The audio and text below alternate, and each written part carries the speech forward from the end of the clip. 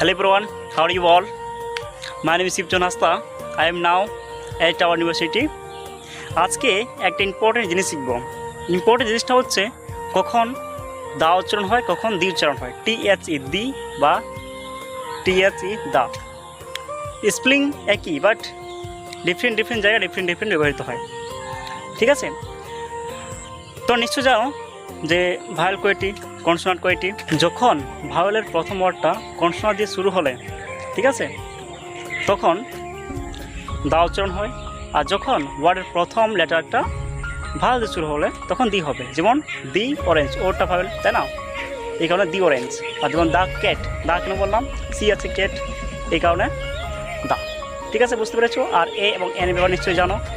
এটা হচ্ছে যখন কনসোনান্ট থাকবে ওয়ার্ডের প্রথম লেটারটা তখন এ হবে, আর যখন ভাওয়েল থাকবে প্রথম ওয়ার্ডটা তখন এন হবে। ঠিক আছে, মানে একই, এটা মনে হয় একটি আর এন মনে হয় একটি। ঠিক আছে, সো এখানে আমার ভিডিও শেষ করছি। Thank you for watching my video.